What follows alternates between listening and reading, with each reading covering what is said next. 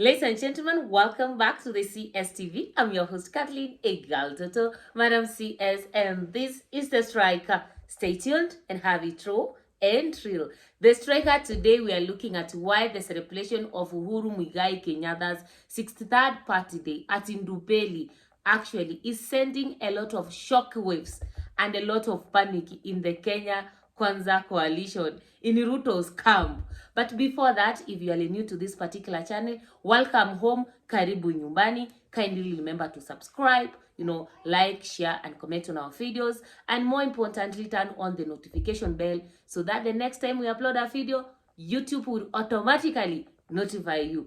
If you are a returning subscriber, thank you for tuning in and we thank you for your support.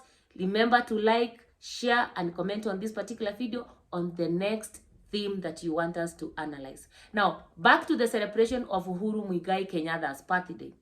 So, Uhuru Muigai Kenyatta, the former president of the Republic of Kenya, celebrated his 63rd birthday around 2 days or 3 days ago, actually. Now, the following day, there was a celebration at Indumbeli where a mammoth of people, a crowd gathered to celebrate Uhuru Muigai's birthday in his absence.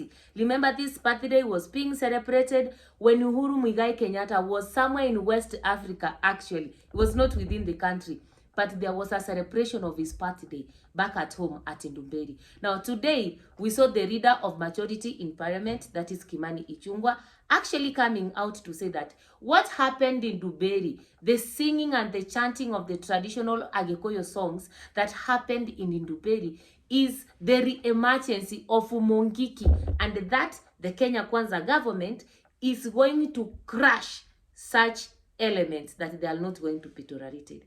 In politics, things don't happen actually because somebody decides to wake up and talk. No, the talk by actually Kimani Ichung'wah tells us that the celebration of Uhuru Muigai's 23rd birthday actually is sending panic. It's not making the Ruto's camp comfortable. They are not comfortable about it. They are panicking. And tonight, I want to tell you why they are panicking. Number one, the political figures who attended at that particular birthday celebration. We had Maina Njenga. We had Eugene Wamalwa. We had Kalonzo Musyoka. And we had all the allies of the impeached Deputy President Rigathi Gachagua. The presence of these people in a celebration where Uhuru Muigai Kenyatta himself is not present, but they are celebrating Uhuru Muigai Kenyatta, is sending panic to Kenya Kwanza government because they see an opposition that actually, if the people who attended, Eugene Wamalwa, Kalonzo Musyoka, Maina Njenga, and DP Rigathi Gachagua come together, the Kenya Kwanza government actually, in terms of the 2027 politics, is likely to sweat. So that's one thing actually they are afraid of. There is regrouping already, like a coalition is being made. And if Kalonzo Musyoka brings the Ukambani forts, Uhuru brings the forts from the mountain, and then Rigichi also brings his, and then Eugene Wamalwa also brings, and then they bring in Natembeya or Matiang'i from the Kisii region. You and me knows what actually that ticket can do in this particular country. And that one takes me to my next point. The fact that these people actually came to celebrate Uhuru Muigai Kenyatta, it actually made it affirmed Uhuru Muigai Kenyatta as a unifying factor for the opposition in this particular country. Right now, Baba has closed over to the Kenya Kwanza government. But we see these other people who remained, now they have aligned themselves and now they have brought in the allies of DP Gachagua. And I think from this particular point, if they chose maybe Kalonzo Musyoka and gave the deputy presidents maybe to Matiang'i or to Natembeya, then it means this ticket could have beaten Ruto 10-0 in his own areas that he's been thinking that he's been working on.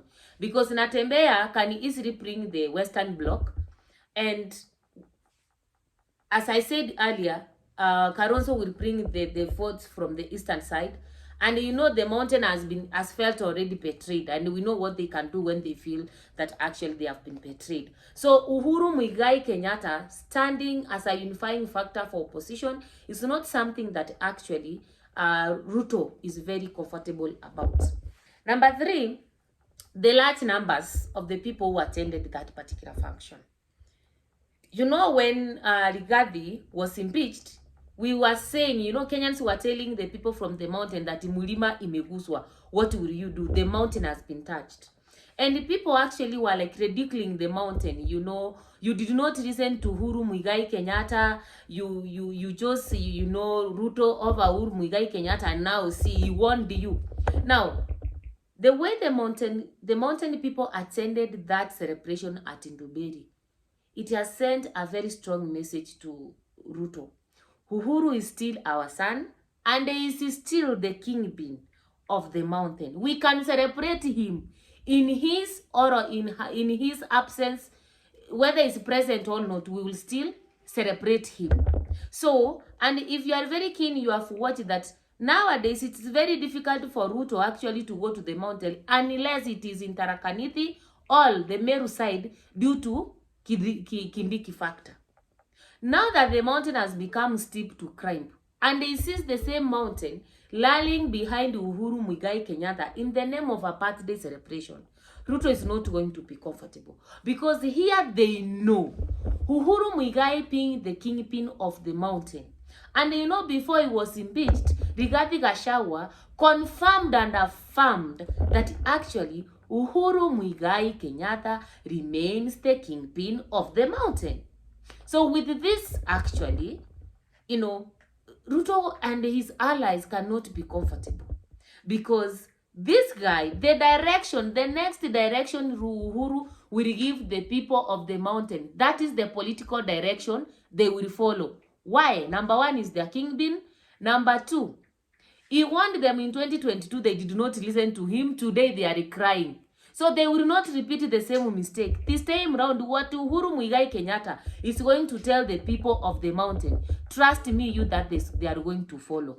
And Raila Ruto and his allies actually are afraid of this. Another reason actually why the Ruto camps feels threatened is the Kenyans message in X. Initially, we used to be called Kenyans on Twitter, the KOT. And during Uhuru Kenyatta's celebration, birthday celebration, people, you know, sent a lot of tweet messages. You know, the social media was full of happy birthday, our president, happy birthday, our president. You know, it's not the same as it was like in 2022 and in 2023. You know, it told the Kenya Kwanza coalition something. The people of Kenya actually feel betrayed.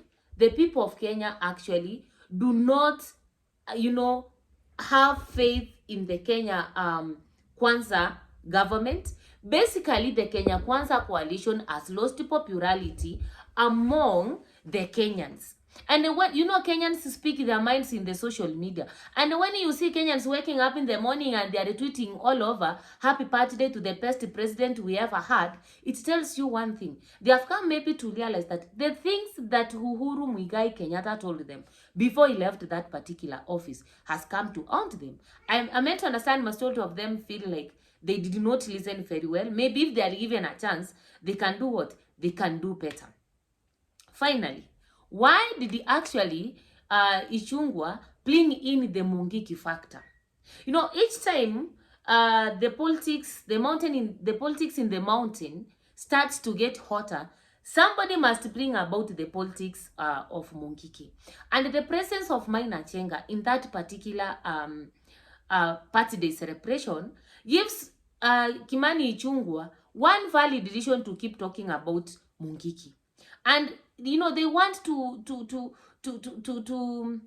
to appeal to the masses. You know, Mungiki is really marching. You know, when people hear about Mungiki, they feel bad. You know, they feel afraid. You know, and when they keep on talking about Mungiki, it's like, you know, they want to make the people see that Uhuru Muigai Kenyatta is bad, and therefore the people who attended that particular birthday, all of them are Mungiki supporters, all are Mungiki funders, etc. Because, you know, it is very difficult to differentiate between, you know, a song, that the traditional Gikuyu songs, and the songs that Mungiki sings, because Mungiki talks about, you know, return to the traditional everything, and some of the things that they do, they just borrow from the traditional Agikuyu society. But coming up one day and waking up and jumping into that, it is Mungiki that was in Rupeli, it tells you one thing. These people are just using it as a defense mechanism. Why? Because they have realized they have been cornered, you know. That birthday celebration got them by surprise. They didn't expect that it's going to take place. And the presence of such a huge crowd of people from Mount Kenya told them that the people of Mount Kenya have lowered. I think this is what we call the mountain has lowered. The mountain has spoken. They kept silent for a long time. And they were waiting for the opportunity to demonstrate their anger and their feeling of betrayal. And I think the Ndubeli birthday celebration of Uhuru Muigai Kenyatta was one of such occasions. And I meant to understand that we are likely to see more of these ones in the future. And this one is going to make actually this climbing of the mountain by the Kenya Kwanza Brigade actually very, very difficult. Now, that's my opinion. I don't know why do you think this celebration could have sent shockwaves to the KK coalition? Comment in the comment section below. Let me get your opinion. Otherwise, keep subscribing, liking, and sharing this particular video. See you next time. Thank you.